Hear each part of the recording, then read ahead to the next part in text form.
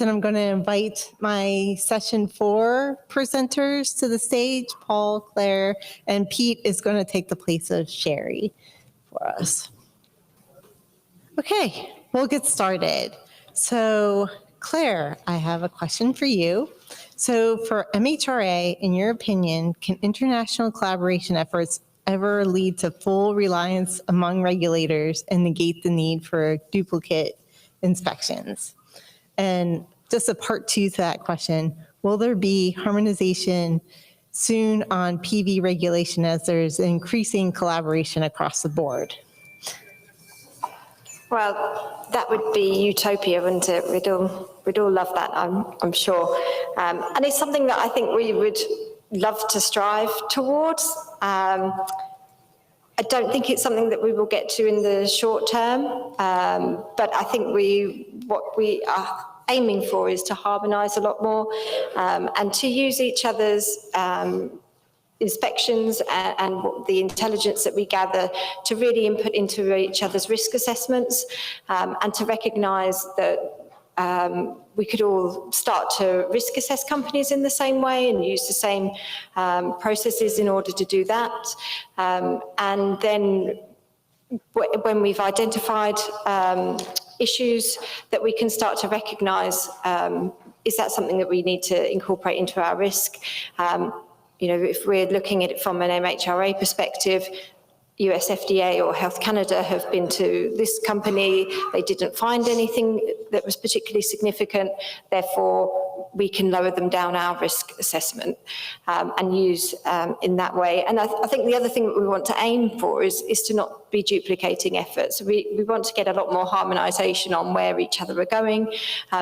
We know that having inspections puts a lot of burden on companies and we want to try and reduce that. So recognising where each other are going, the types of things we're looking at, and what those outcomes are of those inspections, I think is something for the short term. And then looking to harmonise regulations, that would be wonderful in the longer term. So something to aspire to in the future. Definitely, thank you. So Paul, I think this is related to your presentation. Are there any opportunities to have access to collated joint inspection reports? And part 2, would the collaborative inspection outcome be available for other MAHs for learning and understanding? Absolutely. So for now, on Health Canada's side, we can only provide what is publicly available. So there is a website in which you can scroll through the different GVP inspections that were held by Health Canada, and you will find the ones, unfortunately, you won't know exactly which one would be a joint inspection, but you could see the findings there. So for now, there's not a lot of other resources that were put in order for MAHs to have more information on that. But we do invite you to scan the Health Canada website for all those reports to see where we're going and the different MAHs that we've seen. So that's pretty much what I have for now.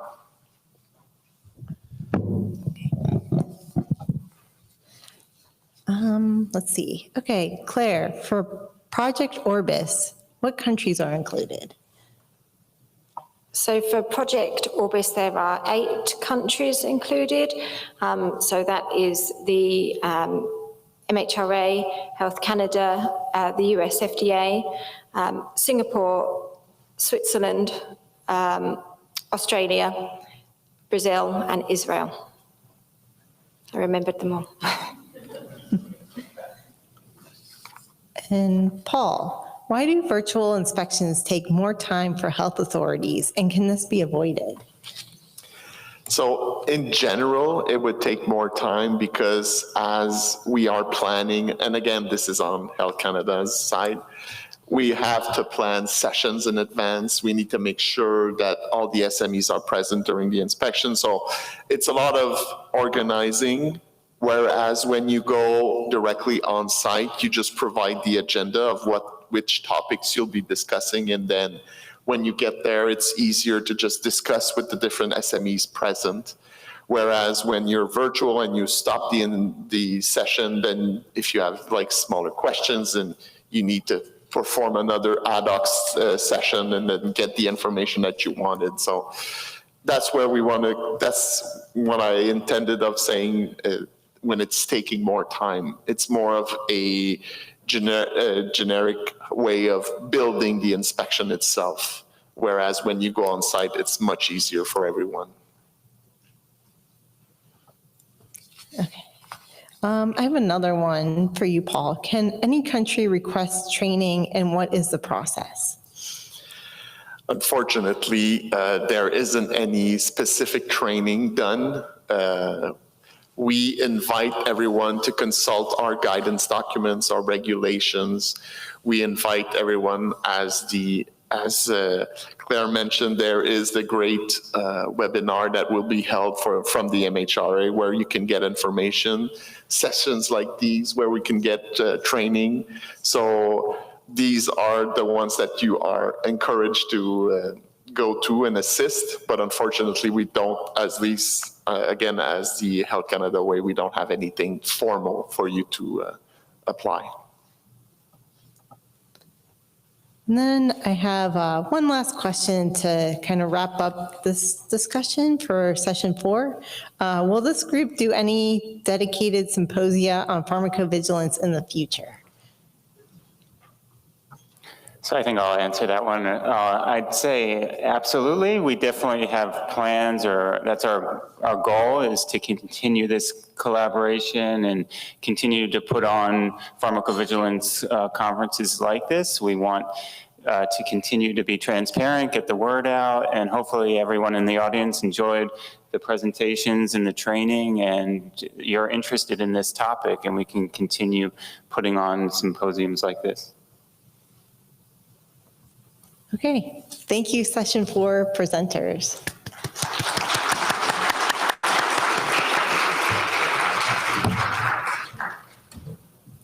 Okay, we'll now invite session 5 presenters to come up.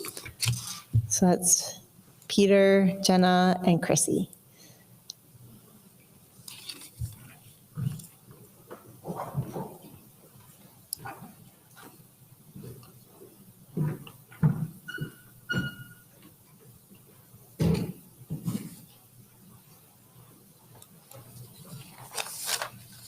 Okay, first question.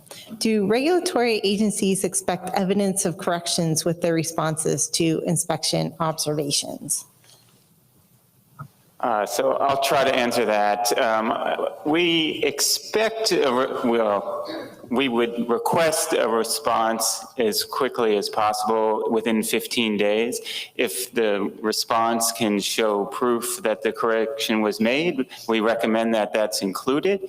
It doesn't have to be. Sometimes it can take longer to make that correction. But our goal is to get into the company to get into voluntary compliance, and they can include that information as part of their response that we will evaluate at the center level if it's received in time. Thanks, Pete. Chrissy, I think this is one for you. The BIMO program for sponsors and CROs was updated in September 2023. How are BIMOs conducted since the update? What is the difference in terms of the approach that FDA, investors, auditors are taking? Yeah, thanks. So our inspections are conducted the same, even since the update to the compliance program. What we really did with the compliance program is not so much update the approach, but ensure that we were covering new ideas or items that had not been incorporated since the previous revision. So for example, we looked more at electronic systems and updated that information within the compliance program. You know, what would we be looking at? How would we be looking at it, for example? So it's not so much that the approach has changed, but some of the areas that we might be looking at, we've updated just to be consistent with what is occurring in industry at this time related to clinical trials and other types of sponsor inspections. Okay.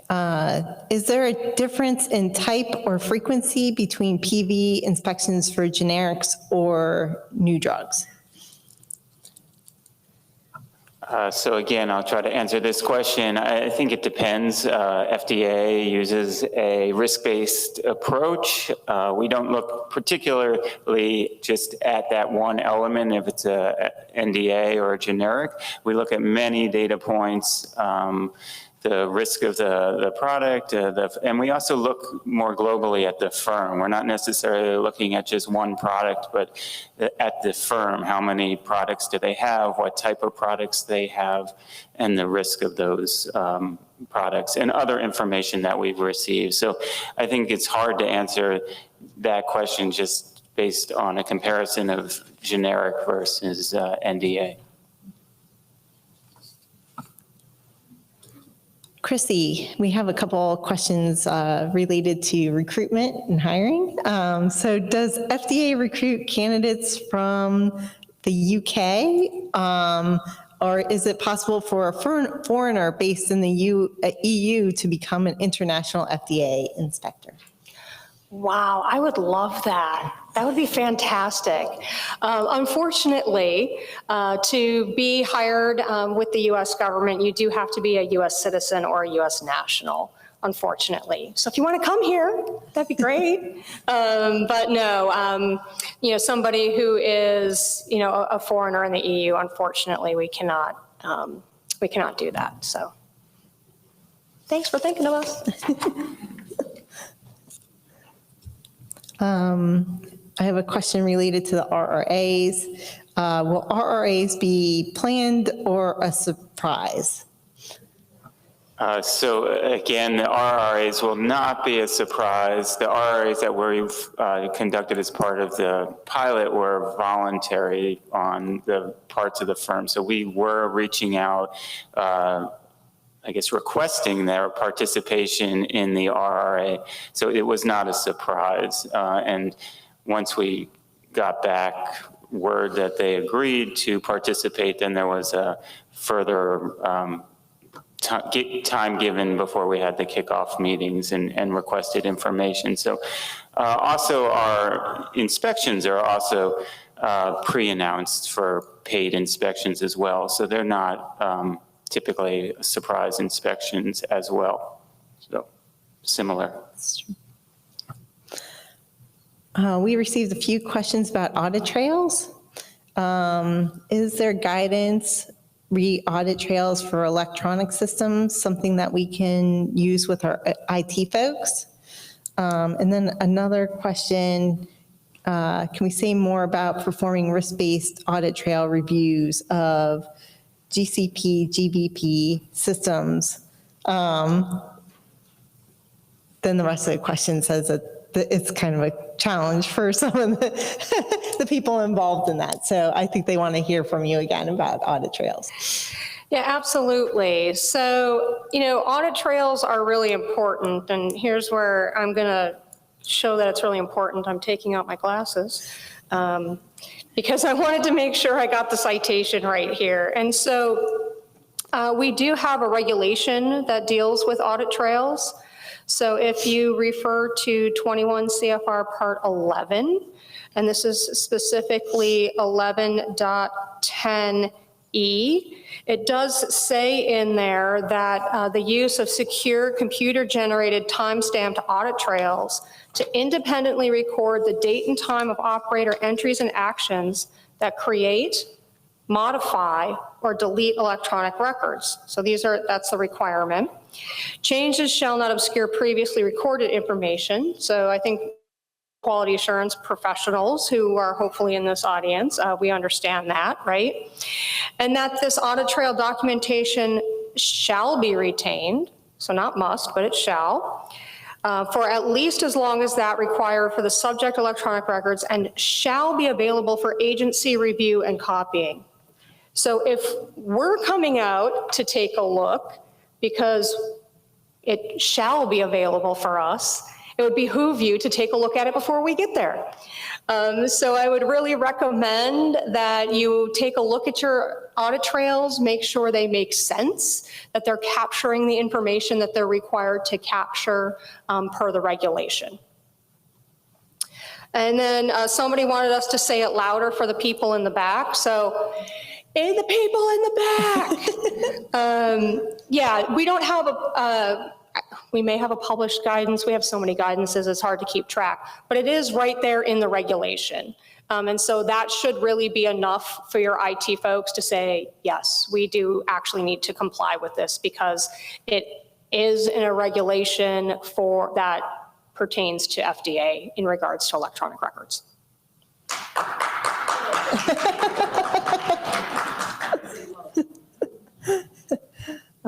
So thank you. And then I'll just do one more question for you, Chrissy. Does the expectation for electronic systems access include EHR, patient health histories, and trial management systems, management of clinical and/or safety operations, for example? Yeah, it does, to the extent that you can, right? We recognize that for some systems, you may not actually be able to give us access, right? So in that case, we're going to do some shoulder surfing, right? Have somebody sitting there accessing the system while we're looking at it. But to the extent that you can, it really does make things easier on your staff and on our investigators to be able to have somebody show us, here's a patient record, here's where you can find the information that you're looking for. And then we can go through at our own pace and take a look at it. And those folks are free to go do other things that they need to do, right? We know everybody's incredibly busy. So to the extent that we can get access to your systems, fantastic. We know sometimes there are limitations though, and we'll work with you on that if that's the case. Great, thank you. Thank you, everyone. Thank you, session 5 presenters. And now I'll invite the session 6 presenters up. That's Lauren, Saranjan, and Claire.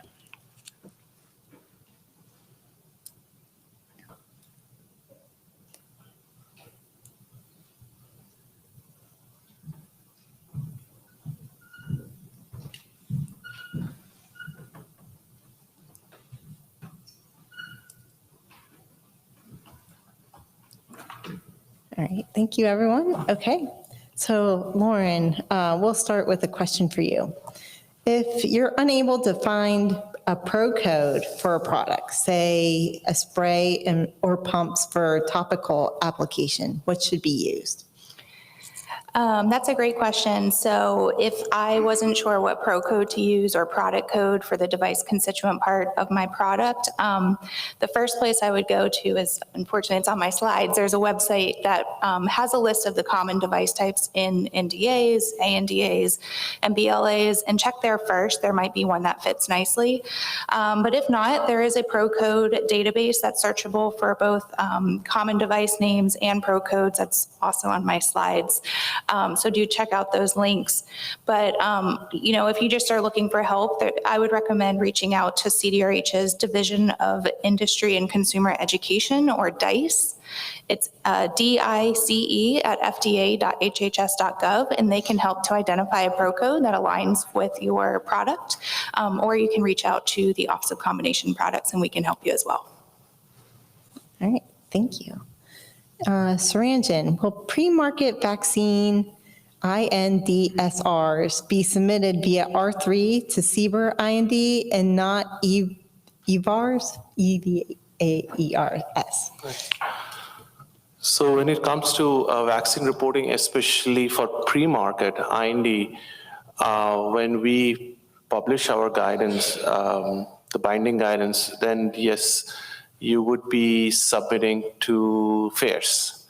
So, but the post-market one still goes to EVARS. So post-market reporting is still to EVARS. The pre-market one would come to us, and then it'll eventually be shared with CBER. Of course, during the period of time while you are implementing R3, you will be still submitting through ECTD. We have a mechanism to get that into FAIRS. But once you're ready with electronic submission, then the safety reporting portal as well as the gateway. Safety reporting portal will have an option to say, are you submitting for a CBER IND? And it'll take you to the appropriate form to fill it, which will come to FAIRS, and E2BR3 will also come to FAIRS. Now, again, just to repeat, it's all for the IND safety reports. Thank you. Lauren, I have another combination product question for you. Please expand and clarify determination of the lead centers. Sure. So determination of the lead center or the center who is assigned to the regulation for the combination product.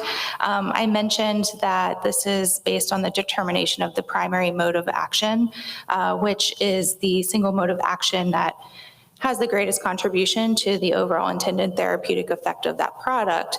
And my examples were very straightforward, and it does get more complex than what was on my slides. So there are situations in which that is not so cut and dry.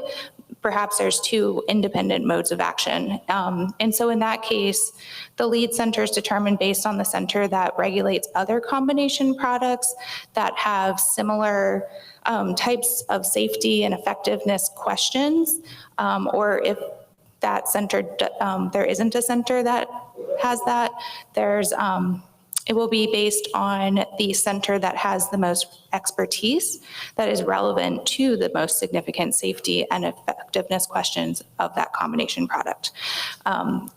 And if you are not sure, you would like guidance from FDA, you should look into submitting a request for designation, or RFD, in which FDA will determine,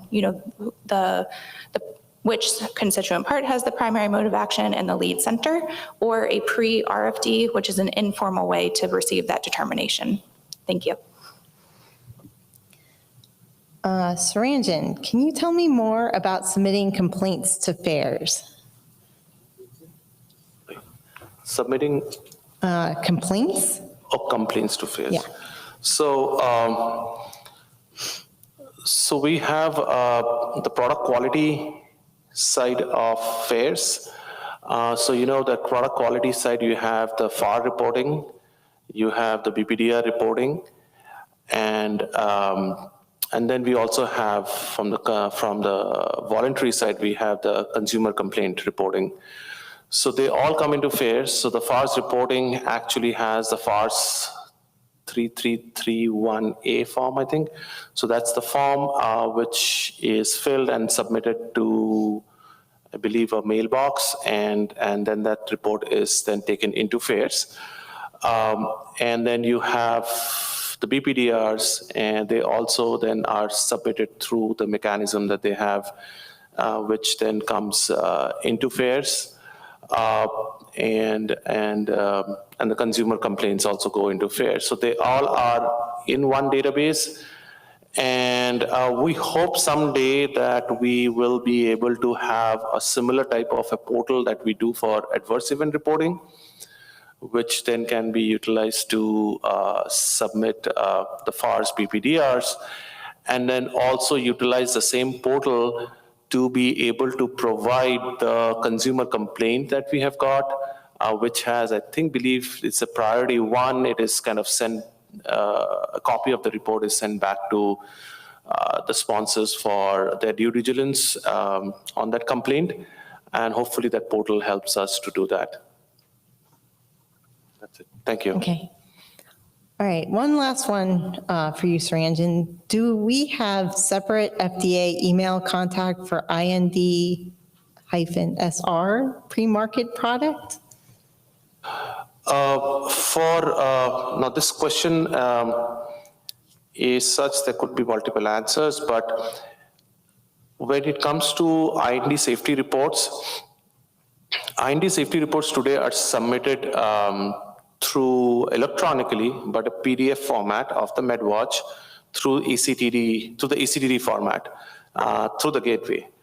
Now, if you have questions about that reporting of how it is to be reported, of course, you will write to esub@fda.hhs.gov about anything concerning with the ECTD.